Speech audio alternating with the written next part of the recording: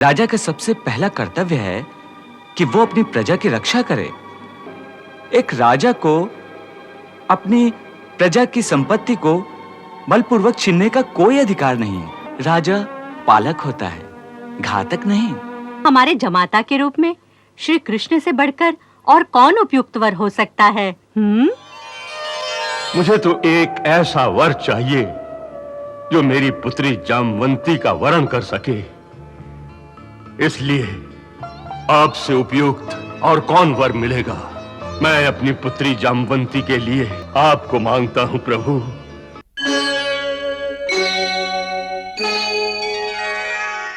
मंडलम देवगणैः सुपूजितम्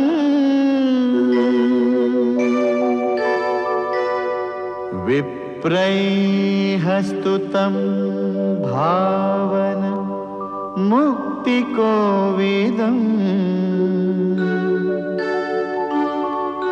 तं देवदेवं प्रणमामि सूर्यम् पुनातु मां तत्सवितुर्वरेण्यम्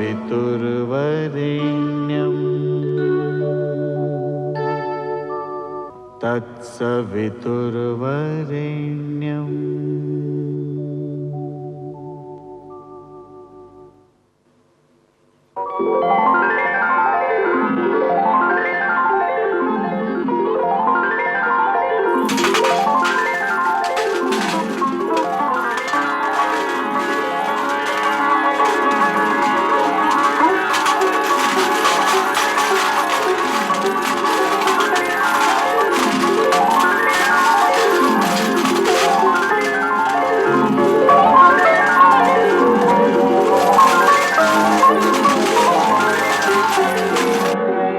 सत्राजित तो इस समय सबसे धनवान हो रहा है।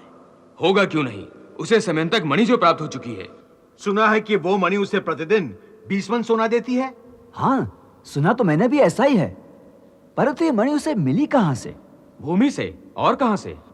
तो भूमि से मिली हुई संपत्ति पर किसी एक व्यक्ति का अधिकार होता है। आपका क्या मत है इसमें सात्विकी जी? मेरे मत से तो ये बात कोई ठीक नहीं है। एक आदमी ही उस मणि के वैभव का भोग करे, इसलिए सत्राजीत को यह मणि राजकोष में दे देनी चाहिए। राजकोष में क्यों दे देनी चाहिए? ये मणि तो सत्राजित को उसकी अपनी भूमि से मिली है, जिस पर उसका पूरा अधिकार है। आपका क्या कहना है क्रूर जी? केवल इतना कि द्वारिका राज्य के स्वामी द्वारिकाधीश हैं। उन्होंने ही इस राज्य का निर्माण किया है और वे ही यहाँ के जल, थल और आकाश के स्वामी हैं। इसलिए भूमि के नीचे की संपदा भी उन्हीं के अधिकार क्षेत्र की बात है। सात्विकी का भी यही कहना है। परंतु प्रजा भूमि से जो अन्न प्राप्त करती है, उस पर तो प्रजा का ही अधिकार होता है। उसे राजकोष में क्यों नहीं जमा कराया जाता? प्रजा का पालन और राज्य की सुरक्षा एक राजा का परम कर्तव्य होता है। इसलिए तो प्रजा जो अन्न उत्पन्न करती है, उसका कुछ अंश ही राजकोष में कर के रूप में जमा कराया जाता है। अन्न प्रजा के श्रम की उत्पत्ति है, परंतु भूगर्भ से जो संपत्ति प्राप्त होती है, वो श्रम की उत्पत्ति नहीं है। इसलिए वो संपत्ति राजकोष में जमा कराना ही उचित होता है। समंतक मणि के लिए राज्य में रक्तपात हो सकता है और सत्राजीत किसी आपत्ति में फंस सकता है। राजा को मणि देने से वो भी सुरक्षित रहेगा और द्वारिका राज्य के वैभव में भी वृद्धि होगी। अंततः सत्राजीत तो इसी राजवंश का एक हिस्सा है। परंतु ये बात सत्राजीत को समझाएगा कौन? मुझे कुछ समझाने की आवश्यकता नहीं है। मैं सब समझता हूं। ये समंतक मणि सिर्फ मेरी संपत्ति है, मेरी। सत्राजीत और प्रसेनजीत दोनों भाई कायर नहीं हैं, जो अपनी संपत्ति की रक्षा ना कर सके। अब फिर ये मणि तो मेरे भाई को अपनी भूमि से प्राप्त हुई है, तो फिर हम इसे किस लिए द्वारकाधीश को दे दे? इसलिए कि इसमें पूरी द्वारिका का हित है। इस मणि से जो सोना निकलेगा वो नगर जनों के हित में प्रयोग किया जाएगा। इससे सारे संसार में द्वारिका राज्य की प्रतिष्ठा बढ़ेगी, घटेगी नहीं सत्राजी। तुम्हारे स्वामित्व मणि होने से केवल तुम्हारी ही प्रतिष्ठा बढ़ रही है, द्वारिका राज्य की नहीं। आप कुछ भी कर लें अक्रूर जी, मैं आप लोगों की चाल को अच्छी तरह से जानता हूं। मेरे भाई को बहला फुसलाकर किसी न किसी तरह से द्वारकाधीश इस मणि को हत्या लेना चाहते हैं, और उन्होंने अपना दूत बनाकर आप लोगों को भेजा है। जाओ उनसे कह दो कि समंतक मणि प्राप्त करने के सपने को भूल जाएं। सत्यराजित का इतना साहस कि वो द्वारिकाधीश को चुनौती दे। सात्यकी, जरा फिर से कहो तो उसने क्या कहा था? यही दाव भैया कि द्वारकाधीश ने हमें दूत बनाकर स्यामंतक मणि को हथिया लेने के लिए भेजा है। मेरे ही राज्य में रहेगा और मेरी निंदा करेगा। मैं पूछता हूं कि उसकी इतनी हिम्मत कैसे हुई कि वो एक राजा के अधिकारों को चुनौती दे सके? क्या एक समयंतक मणि ने उसे इतना दुस्साहसी बना दिया है? तुम लोगों की बातों से तो लगता है कि उसे राजा के अधिकारों से परिचित कराने का समय आ गया है। चलो। किसे क्या परिचय देने जा रहे हो दाऊ भैया? कुछ नहीं कन्हैया, सत्यराजीत को बहुत अहंकार हो गया है। उसे राजा के अधिकार समझाने जा रहा था मैं। किस लिए? इसलिए कन्हैया कि एक सैमंतक मणि के कारण वो स्वयं को द्वारिकाधीश से बढ़कर समझने लगा है। वासुदेव, हम लोग भी सत्राजीत को यही समझाने गए थे कि वो मणि द्वारिकाधीश के योग्य है, इसलिए वो मणि राजा को भेंट कर दे, परंतु उसने हमारी बात का निरादर कर दिया। हाँ, और वो उसे अपनी निजी संपत्ति मान बैठा है। और इसलिए कन्हैया मैं उसे स्वयं हस्तगत करने जा रहा हूं। क्या बलपूर्वक दाऊ भैया? हाँ कन्हैया, जब बहुत समझाने पर भी कोई ना माने तो बल का प्रयोग न्याय संगत है। क्या ये एक राजा के अधिकार का दुरुपयोग नहीं होगा दाऊ भैया? दुरुपयोग? क्यों?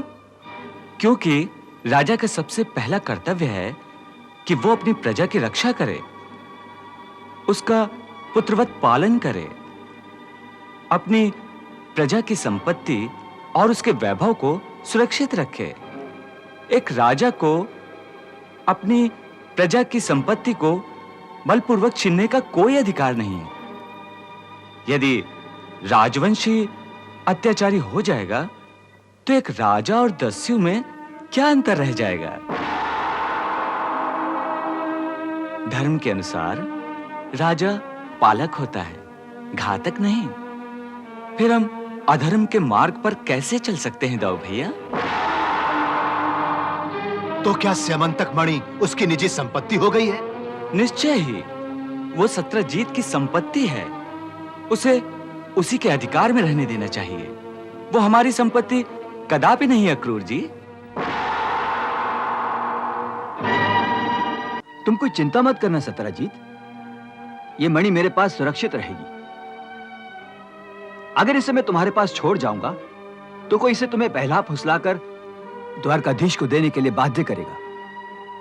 मैं शिकार से लौटकर इसे तुम्हें वापस कर दूंगा। ठीक है भैया, मैं तुम्हारी प्रतीक्षा करूंगा।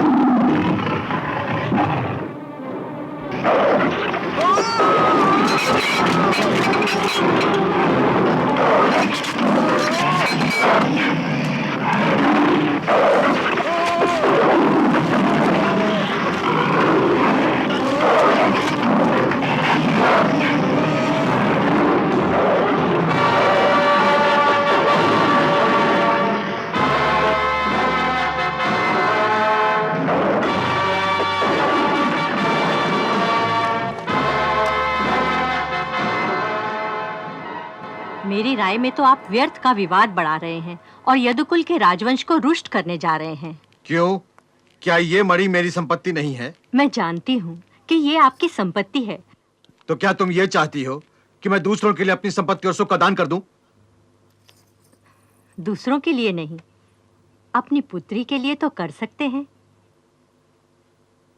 अपनी पुत्री के लिए? क्यों नहीं? और उसके लिए आपको एक वर तो खोजना ही है। निश्चय ही। तो फिर हमारे जमाता के रूप में श्री कृष्ण से बढ़कर और कौन उपयुक्त वर हो सकता है? अरे तुम तो बड़ी बुद्धिमती हो गई हो। मेरा तो स्वप्न में भी ये विचार नहीं था। इस समस्या का कितना सहज और शीघ्र हल खोज लिया है तुमने। निश्चय ही मेरी बेटी सौभाग्यशाली है। एक सेमंतक मणि का दहेज देकर एक पिता को द्वारकाधीश जैसा दामाद मिल जाए तो उसके लिए इससे बढ़कर सुख और क्या हो सकता है। प्रसेनजीत को आने दो, मैं उसे भी इस प्रस्ताव के लिए सहमत कर लूंगा। अरे लो, प्रसेनजीत आ गया। अरे प्रसेनजीत कहाँ है? प्रसेनजीत, प्रसेनजीत, प्रसेनजीत! क्या हुआ सत्यजीत? प्रसेनजीत आखेट करने गया था, परंतु यह अश्व अकेला द्वार पर आया है। मुझे तो भय लग रहा है, कहीं कोई दुर्घटना तो नहीं हुई। सेमंतक मणि भी तो उसके पास थी। क्या? तो चलो हम सब उसकी खोज में चलते हैं। चलो।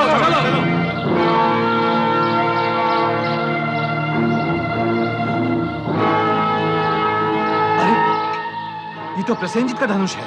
हाँ,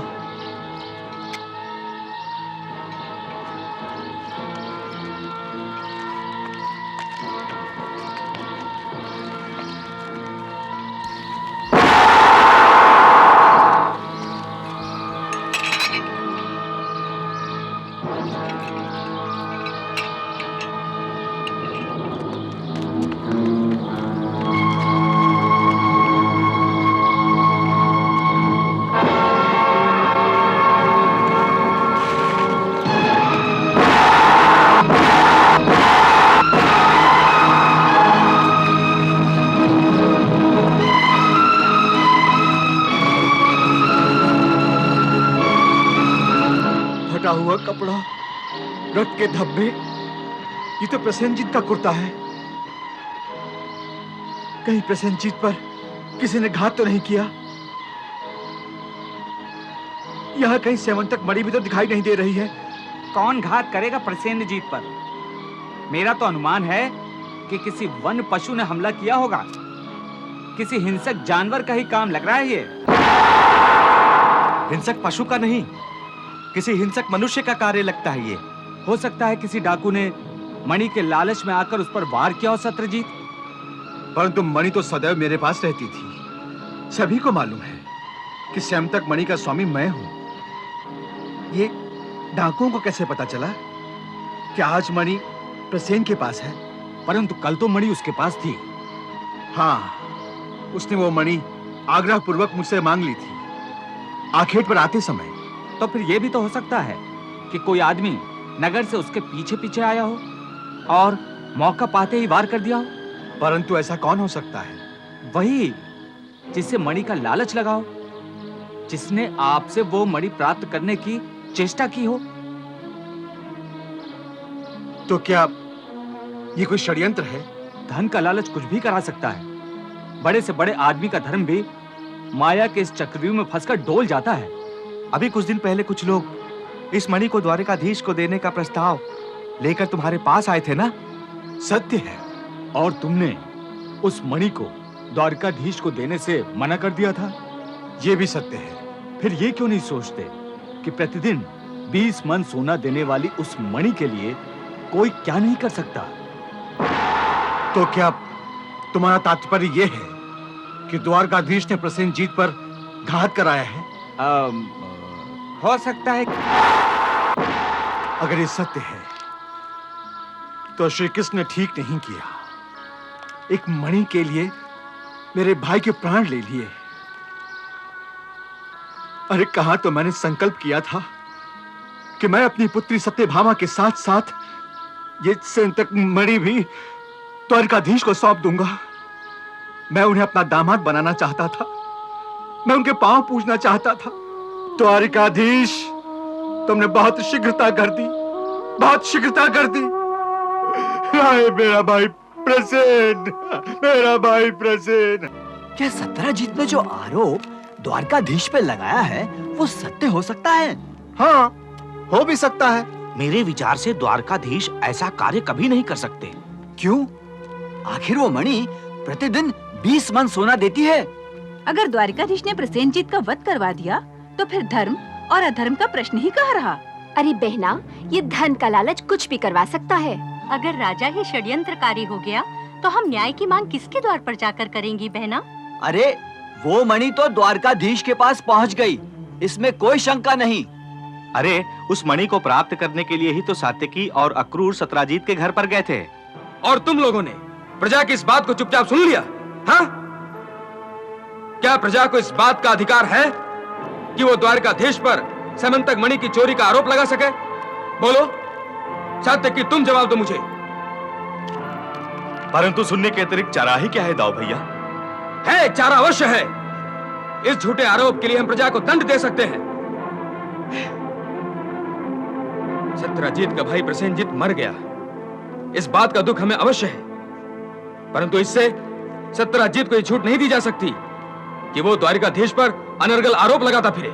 द्वारकाधीश पर दोष लगाने का अर्थ है द्वारकाधीश के धर्म पर आरोप। हमें इस घटना पर अवश्य नए सिरे से विचार करना होगा। विचार कैसा अक्रूर जी, विचार कैसा? अगर सत्यजीत हमारे पास आकर प्रार्थना करता तो हम अपने गुप्तचरों के माध्यम से इस बात का पता अवश्य लगाते, परंतु उसने तो सीधे सीधे द्वारकाधीश को ही इस षड्यंत्र में घसीटा है। अब उसे इस बात का दंड अवश्य मिलना चाहिए। परंतु दाऊ भैया, दंड देने से पहले हमें अवश्य द्वारकाधीश से सलाह ले लेनी चाहिए। उससे क्या सलाह लेनी होगी हमें? उसे क्या सलाह लेनी होगी? वो तो फिर से कोई नीति या धर्म की बात लेकर हमें उपदेश देगा, और क्या? नहीं दाऊ भैया, इस आरोप का संबंध सीधे द्वारकाधीश से है, इसलिए सबसे पहले हमें उनका मत ले लेना चाहिए। अक्रूर जी ठीक कह रहे हैं। कन्हैया, तुम यहां ध्यान लगाए बैठे हो और वहां प्रजा तुम्हारे बारे में ना जाने क्या क्या कहे जा रही है। क्या कहे जा रही दाऊ भैया? यही कि सत्यजीत के भाई प्रसेनजीत का वध करवाकर तुमने सैमंतक मणि का हरण किया है। और हम लोगों ने निश्चय किया है कि सत्यजीत को उसके मिथ्यारोप के लिए दंडित किया जाए। ऐसे लोगों को द्वारका में रहने का कोई अधिकार नहीं है जो द्वारकाधीश पर उंगली उठाते हो। सात्यकी, इस परिस्थिति में क्या सत्यजीत को दंड देना उचित होगा? दंड तो उसे दिया जाता है जो अपराधी हो। उसने क्या अपराध किया है? उसका अपराध यह है कन्हैया कि उसने तुम पर मिथ्यारोप लगाया है। क्या यह अपराध कम है? परंतु उसके आरोप के पीछे उसकी न्याय मांगने की पुकार को क्यों नहीं सुनते हैं दाऊ भैया? आखिर उसका भाई मरा है, उसकी अमूल्य मणि की चोरी हुई है। परंतु कन्हैया, क्या उसका उत्तरदायित्व हम पर है? कन्हैया, लोग वहां तुम पर कीचड़ उछाल रहे हैं और तुम यहां मुस्कुरा रहे हो। यदि हम सत्यजीत को दंड देंगे तो क्या लोग चर्चा करना बंद कर देंगे? नहीं दाऊ भैया, उसे दंडित करने से तो लोग पुष्टि कर देंगे कि कृष्ण ने ही स्वयंतक मणि के कारण प्रसेनजीत की हत्या कराई है। दंड देने से तो उसका आरोप और प्रबल हो जाएगा। देखो सात्यकी, मैंने कहा था ना, कृष्ण से परामर्श करने की कोई आवश्यकता नहीं है। यह हमें नीति की और धर्म की बड़ी बड़ी बातें सुनाकर अपने उद्देश्य से भटका देगा। यही हो रहा है ना? परंतु दाऊ भैया, आप ये क्यों भूलते हैं कि हम राजा हैं? मात्र दंड देना ही हमारा कर्तव्य नहीं है।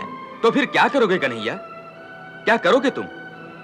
आरोप को सर झुकाकर स्वीकार कर लोगे, यही ना? नहीं दाऊ भैया, हम स्वयं सत्य की खोज करेंगे, स्वयंतक मणि की खोज करेंगे। आखिर मणि कहीं ना कहीं तो होगी। आपका विचार ठीक है द्वारकाधीश। अब आप स्वयं ही अपने ऊपर लगे कलंक को हटा सकते हैं।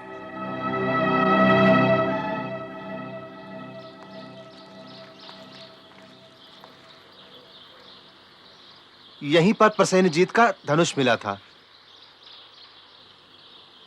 और यहां उसका तरकश मिला था। और वहां उसकी पगड़ी मिली थी।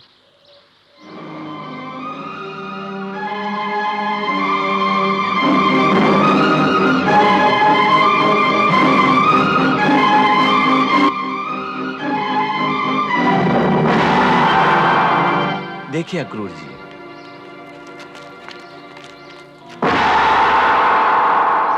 शेर के पंजों के निशान।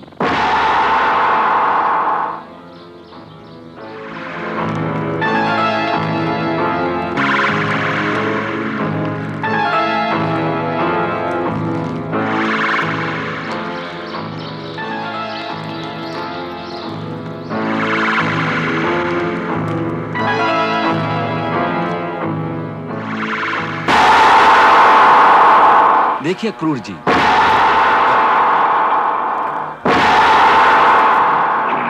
निश्चय ही प्रसेनजीत को किसी सिंह ने खा लिया होगा। स्वयंतक मणि भी इसी गुफा में ही होगी, क्योंकि सिंह के निशान भी तो हमें इसी गुफा तक ही मिले हैं। आप लोग यहीं ठहरिए, मैं गुफा में जाता हूं। सत्य को उजागर करने के लिए यह आवश्यक है। द्वारिकाधीश जी, मेरी आपसे विनती है कि आप इस भयानक और अंधेरी गुफा में मत जाइए आप। सिंह के पैरों के निशान भी तो हमें मिले हैं। हाँ। मैं भयभीत हो रहा हूं। हमें जल्द से जल्द किसी सुरक्षित स्थान पर चले जाना चाहिए। हाँ, आप लोग सुरक्षा की चिंता न करें, भय को मन से निकाल दें। मैं गुफा में जाता हूं।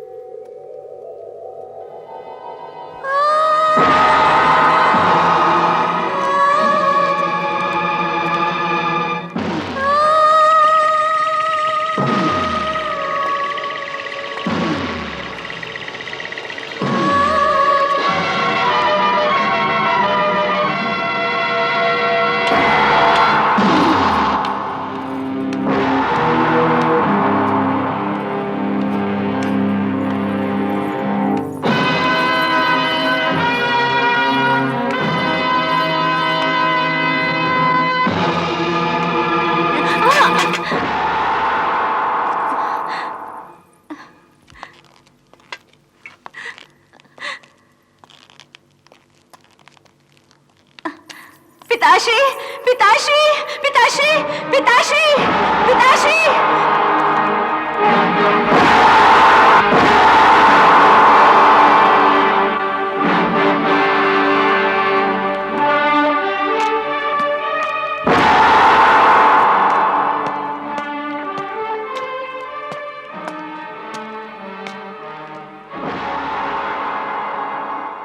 कौन हो तुम? यहां किस लिए आए हो? मैं हूं देवकी पुत्र कृष्ण, और मैं इस मणि की खोज में आया हूं। कौन कृष्ण? तुम्हारी भलाई इसी में है कि तुम अभी और इसी क्षण यहां से लौट जाओ यहां से। ये मणि तुम्हारी नहीं है। परंतु ये जिसकी है उसी को लौटानी है, इसलिए तो आया हूं। परंतु इसे तो मैंने सिंह को मारकर प्राप्त किया है। तुम्हारा इस पर क्या अधिकार? अब ये मेरी पुत्री का आभूषण है, मैं इसे नहीं दे सकता। मणि तो देनी होगी, चाहे सहमति से या असहमति से। तो क्या तुम जामवंत को युद्ध का आमंत्रण दे रहे हो, वो भी जामवंत को? आप जैसा समझे। मुझे तो ये मणि प्राप्त करनी है, ये मेरा उद्देश्य है, और मैं अपने लक्ष्य से कभी विचलित नहीं हुआ, कभी नहीं। अच्छा, तो तुम मणि के लालच में अपने प्राणों को भी दांव पर लगा रहे हो। क्या नाम बताया था तुमने? कृष्ण। हाँ, कृष्ण, देव की पुत्र कृष्ण। तो फिर तुम अपने माता पिता का स्मरण भी कर लो। हो सकता है कि दोबारा तुम्हें यह अवसर न मिले। तो बोलो, मल युद्ध के लिए तैयार हो? तैयारी तो उसे करनी होती है जो सचेत न हो। तुम वार करो जामवंत। पहला वार करने का अधिकार तुम्हारा है, क्योंकि तुम स्वयं मेरे प्रसाद में चलकर आए हो। नहीं जामवंत, नहीं। पहले वार करने का अधिकार तुम्हारा है, क्योंकि तुमने ही पहले मुझे युद्ध करने का आमंत्रण दिया है। अच्छा, तो नीति कुशल भी हो तुम। मेरी पुत्री ही हमारी जय और पराजय की निर्णायक होगी, समझे? मुझे भगवान राम और लक्ष्मण के अतिरिक्त कोई दूसरा युद्ध में नहीं हरा सका है। पहले ये एक बार सोच लो। मैं तुम्हें एक अवसर और देता हूं। सब सोच लिया है जामवंत। तो फिर ठीक है।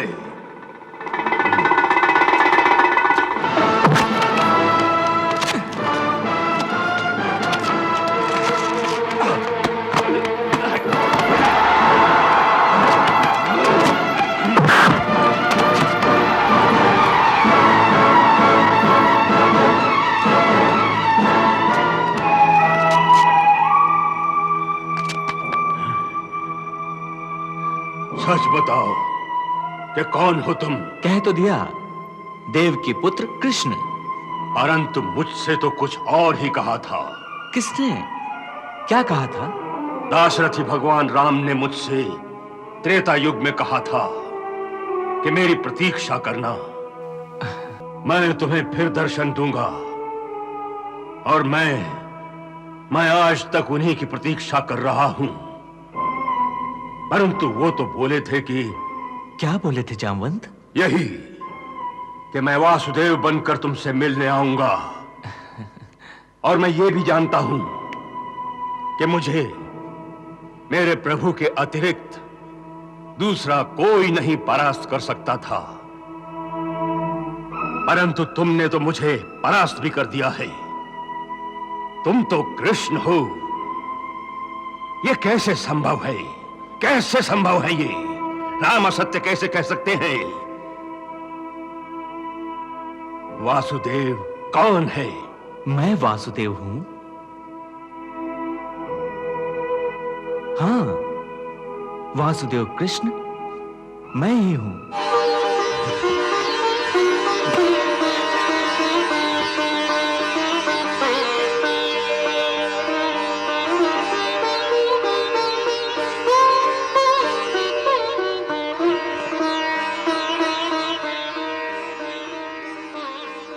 प्रभु, कितनी प्रतीक्षा कराई आपने।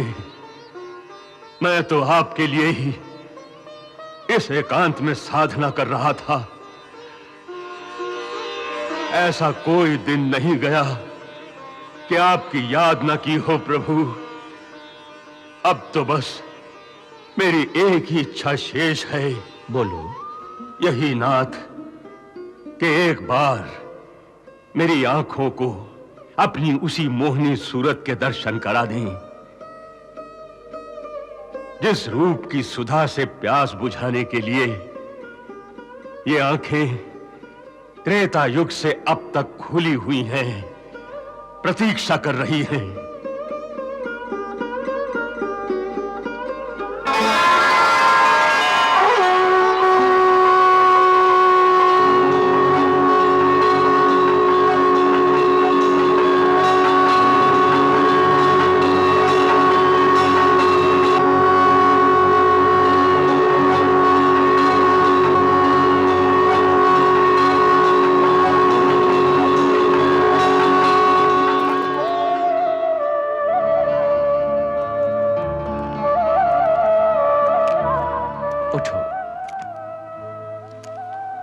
उठो जामवंत, तुम्हारी साधना पूरी हुई। वर मांगो। प्रभु, जिन आंखों में आपके रूप का अमृत बसा हो, उन आंखों को अब किसी वर की आवश्यकता नहीं रही। मुझे वर नहीं चाहिए, मुझे तो एक ऐसा वर चाहिए जो मेरी पुत्री जामवंती का वरण कर सके। इसलिए आपसे उपयुक्त और कौन वर मिलेगा? मैं अपनी पुत्री जामवंती के लिए आपको मांगता हूं प्रभु। क्या दया करेंगे? क्या दया करेंगे प्रभु?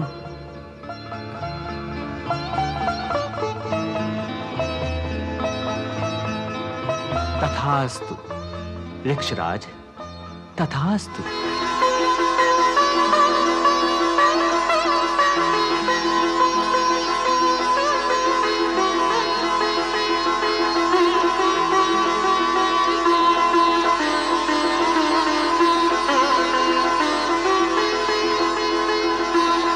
प्रभु, इसे भी स्वीकार कीजिए।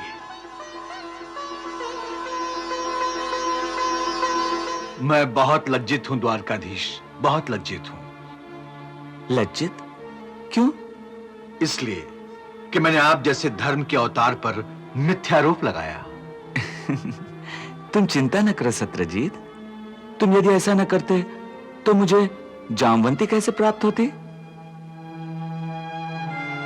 अब तुम इस स्वयंतक मणि को लो, परंतु अब इसे संभाल कर रखना, समझे ना? अब इस मणि का स्वामी मैं नहीं रह गया। यह हम जैसे लोगों के धारण करने योग्य नहीं है। इसकी शोभा आप जैसे महान शूरवीर के साथ है। आज से इसके स्वामी आप हैं। मैं इस प्रार्थना को आप स्वीकार कर लेंगे तो मैं अपने आप को कृतार्थ समझूंगा। मेरे हृदय का बोझ उतर जाएगा। जिस वस्तु के कारण मुझे चोरी का मिथ्या आरोप लगा था, यदि मैं उसे अपने पास रख लूं तो द्वारिकावासी न जाने कौन सा अनुमान लगा लेंगे। इसलिए सहर्ष मैं इसे आपको वापस सौंपने आया हूं। और मैं सहर्ष अपने पूरे परिवार की सहमति के साथ इसे द्वारकाधीश को भेंट करती हूँ। मेरी बात तो नहीं ठुकराएंगे आप? और इस मणि के साथ हम सबने ये संकल्प किया है द्वारकाधीश कि आप मेरे हृदय की मणि, मेरी पुत्री सत्यभामा को भी स्वीकार करें।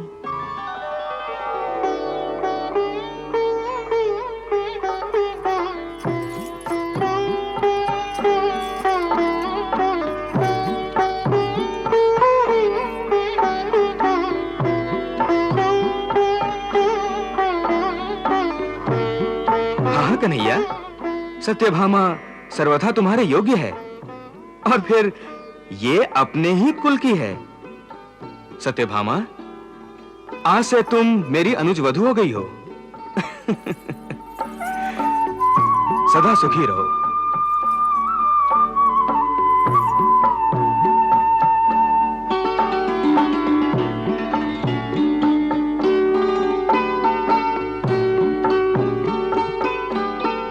जय श्री कृष्ण। भगवान श्री कृष्ण की 3 प्रमुख पटरानियां थीं, देवी रुक्मणी, देवी जामवंती और देवी सत्यभामा।